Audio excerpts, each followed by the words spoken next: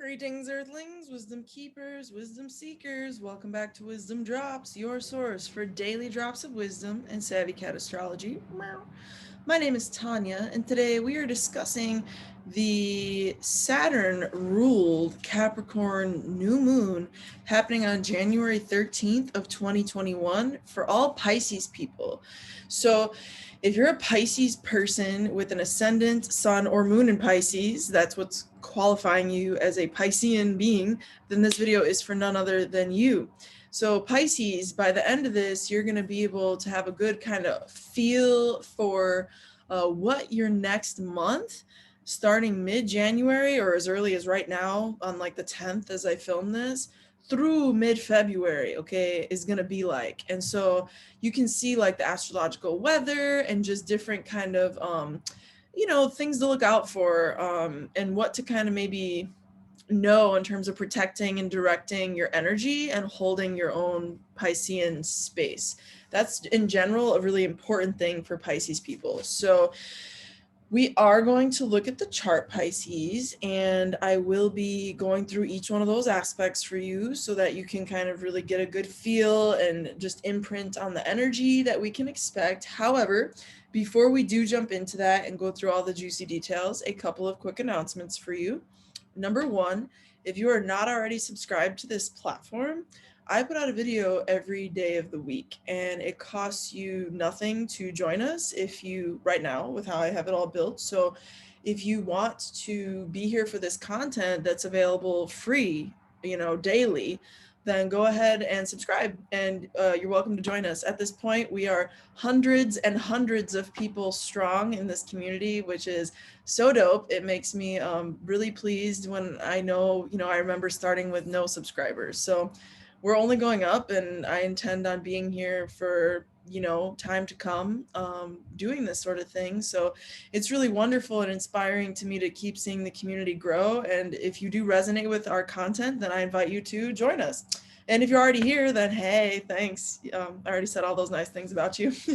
Number two, Pisces, quick thing. Also, with that kind of subscription invitation, if you want to hit the like button, because at some point in this video, you find yourself like saying, oh, I didn't know that, or like, oh, that brought me value in some way, then yeah, it's a good way to share this information so that more Pisces people get the information. And again, it costs you nothing. All you have to do is hit the like button. So that's an invitation as well. If you find this content is indeed useful, hit that like button so that other people can get it.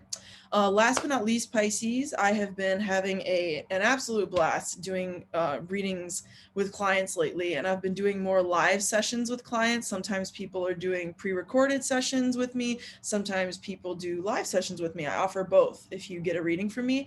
So I've just been having a lot of fun with that lately. It's been a nice relief from my life outside of astrology. So you're welcome to book a session with me if you do find that you like, my interpretations of astrology. And I love helping people understand their own charts at a deeper level. And yeah, that's available. So you can use the email in the description of this video down below if that is something you are interested in seeking out.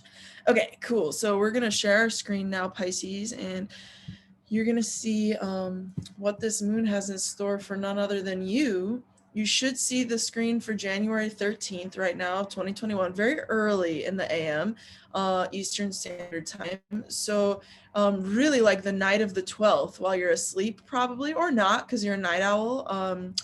Tuesday, in other words, is when the true new moon is happening. So Pisces, here's your sign, right? But this new moon in Capricorn is when the divine mother, the moon, and the divine father, the sun, come together.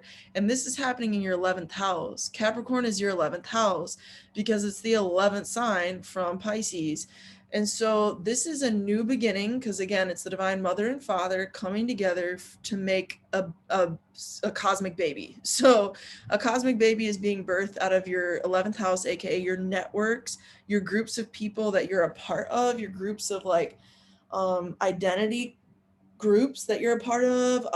Cosmic homegirl is an astrologer. I've heard call it like your fellow aliens is the 11th house. The 11th house is also like home people who are not quite homies, but people who are allies. So it's like the people who you know are like, they're out there somewhere and they know you and you know them and you're friendly and you know you kind of have each other's back at a certain level of like professionalism or kind of in general. But they're not like your homies where you call them every week. You know, it's like allies and broader networks of just people you know and have some type of friendly acquaintance with. And so I just got goosebumps. I don't know what's that about for Pisces, but maybe that's like, you know, there's no maybe to it. There's powerful new beginnings there because of this Pluto energy. So I think to expound on that a bit and get back to the goosebump moment, Pisces, Pluto is the god of the underworld, and he's the kind of more modern god of death. And if you know of Hades in like lore, Pluto is Hades. So Pisces, this new beginning is not so like light and airy, you know, it's not like, oh my god, it's so fun. It's not like this high vibration of like bliss. But what it is not necessarily totally antithetical to that. I don't want to paint that in juxtaposition to Pluto, but Pluto is serious. Yeah, and Pluto does rule death. Yeah, I'm not trying to sugarcoat it for you, Pisces. So there is like an ending here, or like the tone of death here, and maybe somebody in your network passes away and it's their time. You know, that could be that's a possibility, Pisces. But another thing is that you could have a new power born from some death of some, maybe it was a title you held within a group and now you don't, and all of a sudden you come into a new form of power because you shed that title. You see what I'm saying? Because there was a death cycle, there's a new cycle of rebirth. And inherently within Pluto energy and Scorpio energy in general, because Pluto is the modern ruler of Scorpio, which is your 9th house, so you probably resonate with this at a belief level. But a quick, you know, insight on that to further flavor this 11th house new moon for you, Pisces, is that Pluto energy in general and Scorpio energy in general are all about the death, yeah, but the reason that they're so powerful as an omen is that death is required for newness to even happen. And when you hear death and rebirth, if you want to be a fuddy-duddy and criticize, oh, I'm so tired of hearing death and rebirth, well then that's great, you can do that, but the rest of us are still here interpreting the depth and the heaviness of that statement. So there is a death phase before there is anything truly new. And what the new moon is offering is indeed a new beginning from a place of death, because Pluto is the god of death. So it's not like, again, the high, like super fun, like bubblegum in the sun, like we're going to go like freaking on a walk on the bay, you know, and like, it's not like bliss, fun, bubbly, but it is an opportunity, Pisces, for power moves in your networks and in the groups of people that you're a part of, 11th house, and also amidst allies. And maybe some allies of yours are doing more powerful things in terms of global endeavors or digital platforms. The 11th house also is associated with digital platforms because of this notion of like networks.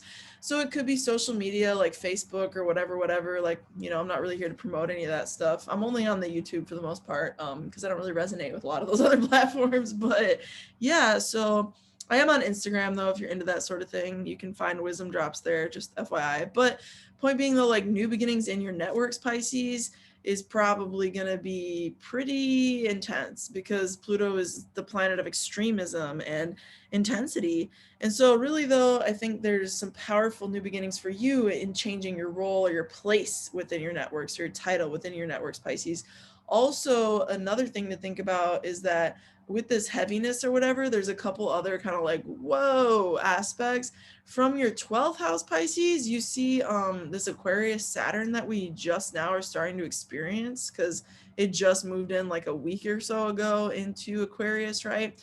This energy is going to be showing up for you, Pisces, in terms of your spiritual retreat. And you're going to feel as a Pisces ascendant, sun, or moon being, mark my words, starting a week ago in a place of more spiritual retreat. Like you just need to maybe hide from the world a little bit, maybe hide aspects of your own self from the world for a little bit, maybe like kind of just go inward even more than you already do. I know that's like already kind of what you do as a Pisces, but you're going to find over the next 3 years, okay, no bubbles to burst here because there's always good things to come out of this, but you're probably going to find, Pisces, over the next 3 years that you are going to have like this kind of influence of self-retreat and spiritual retreat and reconstructing almost your spiritual practices and your spiritual deep kind of core essence of beliefs, because the 12th house has to do with our relationship with spiritual existence, and it's developed in a place of isolation and solitude. So it's very Piscean in terms of its expression. So you're really deepening some of that and kind of maybe like structuring some of that spiritual practice, even if it's in private and secrecy, for the next 3 years. And you're starting to feel that now. So for the next month, the reason I bring this up in the context of the next month is because this is the first true month that you're going to be under that influence. So you're probably going to really notice it the most now. And also, again, in 3 years time, when Saturn is like dunsies being in your 12th house. So just a note, but that Saturn is squaring Mars, from your 3rd house. So how you communicate about these spiritual things is likely to be causing some internal, external conflict for you. And the square is always a little bit more out there in the world. So you could find that while you're keeping a lot of these things private, because this is your 12th house, you want to have an outburst with your words and how you communicate with people. 3rd house, Taurus, Mars, Uranus conjunction, in terms of all this mental processing and deeper kind of spiritual stuff that you've been going through. So if you're Pisces out there, you could be like in your lower vibration this month, no sugarcoating around it, in terms of being a little bit more explosive and raw with your communications than you're normally used to, because Mars just moved into Taurus, and that is your 3rd house. So there's just some new like volatility with this Saturn square Mars, in other words, in your 12th house and 3rd house. So watch out for spiritual conflicts with friends and siblings. Okay, that's that 3rd house. Last thing I'll say for this context of this new moon in the next month or so is that Venus just entered Capricorn, which is, you know, really good if you're like me and a Capricorn in your chart. But for you, it's that 11th house. So it's kind of like a gift or a helper or supporter to this new intense beginning in that 11th house that we spent so much time talking about with Pluto. So it's a benefic influence, and it can help you gain the more monetary aspects on offer. The 11th house is one of the most auspicious houses in astrology. So to have a new moon in the 11th house is like really quite a lovely opportunity. Even though you have a malefic influence there with that Pluto, Pluto itself is in a harmonious conversation with Neptune, which is lovely by a wide degree orb, but still it's there, 6 degrees or so.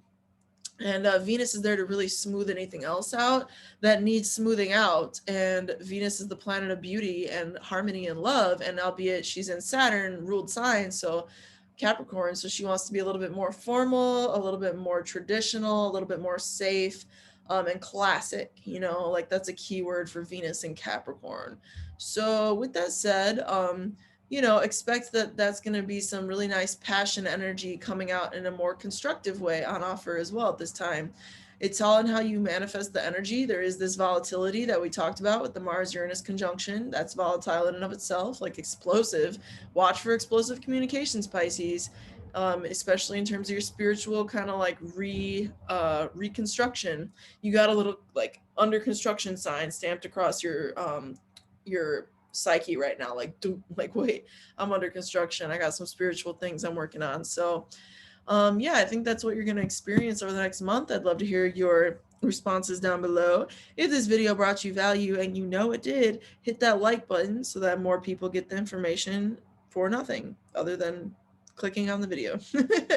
And with that said, thanks for all the support, and looking forward to this, seeing how this cycle plays out for us all. So with that said, Pisces, may the stars be with you. Peace.